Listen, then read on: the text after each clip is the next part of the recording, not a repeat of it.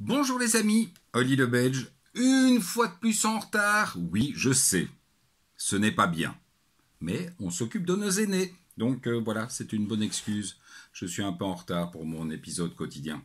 Alors aujourd'hui, on va parler de la fin d'une première période. Oui, j'en suis à ma seconde TDM, ma 8,5. Alors il faut imaginer que j'ai eu la grande chance, ou la grande malchance, mais enfin pour le coup c'était une grande chance, à 1 an, 11 mois et 27 jours, il y avait 2 ans de garantie à l'époque, j'ai réussi à casser le moteur. Il faut imaginer, on était, à mon avis, au mois de mars-avril, après un long hiver, où j'avais, bien entendu, démonté ma TDM pendant tout l'hiver avec le sel, etc. Un jour, un lundi midi, j'étais en congé le lundi soir, lundi midi, l'après, il fait beau. Je dis, putain, moi, dès que j'ai fini de bosser, je prends la TDM et je vais rouler. Effectivement, je passe à la maison, je la lave, je pars rouler, je fais 5 km. Après 5 km, elle fait un sale bruit. Mais vraiment un très sale bruit. Vraiment, première grosse accélération, je vais nettoyer l'injection, je vais nettoyer le moteur, je fais une grosse accélération et tac, tac, tac, tac. J'ai cassé le moteur. Donc, heureusement, à quelques jours près, j'étais toujours sous garantie. Donc, Yamaha prend le remplacement du moteur à ses frais.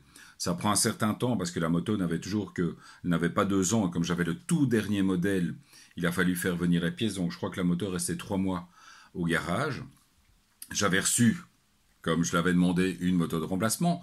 Bon, là, pas de chance, j'avais reçu une Kawasaki LTD 450, si je ne me trompe. C'est un espèce de chopper comme ça, enfin, un truc très laid, mais j'étais très heureux d'avoir ça en attendant en remplacement. Et évidemment, le problème, c'est que lorsqu'on a changé le moteur, c'était une moto que j'avais déjà avant. Donc, pour faire le rodage après, c'était très compliqué. Parce que bon, c'est une moto avec laquelle j'avais déjà roulé et j'ai complètement foiré mon rodage. Donc le moteur n'a plus jamais réellement tourné comme avant. Et donc à un moment donné, l'arrivée de mon 3e enfant, l'avancée de l'âge, la pression de mon épouse a fait que, oui, j'ai revendu ma moto et j'ai commencé à rouler en voiture. J'avais promis 10 ans.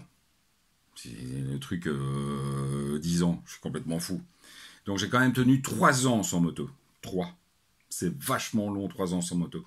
Mais lorsque mon épouse me voyait en train de faire signe à la fenêtre, chaque fois que je croisais une moto, et avoir les larmes aux yeux quand une moto me dépassait parce que je m'étais écarté à droite pour la laisser passer, elle a dit, écoute, laisse tomber. Rachète-toi une moto et arrête de me faire chier. Et c'est ce que j'ai fait. J'ai eu vraiment beaucoup de chance, donc là, je suis parti à la recherche d'une moto. Et entre-temps, j'avais eu aussi l'occasion de mettre un premier pied chez Motopulsion, qui était un des magazines belges de moto. Donc il faut imaginer que, effectivement, j'ai arrêté la moto. Là, je vais la redémarrer et je vais pouvoir vous parler, d'une part, de mes motos perso, et je vais pouvoir continuer à vous expliquer l'historique de ma vie de motard, mais surtout, on va parler des motos que j'ai essayées. Il y en a plus ou moins, je dois être à 300, 350 motos. Donc je crois qu'on va encore pouvoir se retrouver pendant quelques soirs. Je vous fais des gros bisous les amis, on se retrouve demain. Demain pour une nouvelle période. Je ne vous ai pas encore dit ce que j'allais acheter comme moto. Ciao les michtou.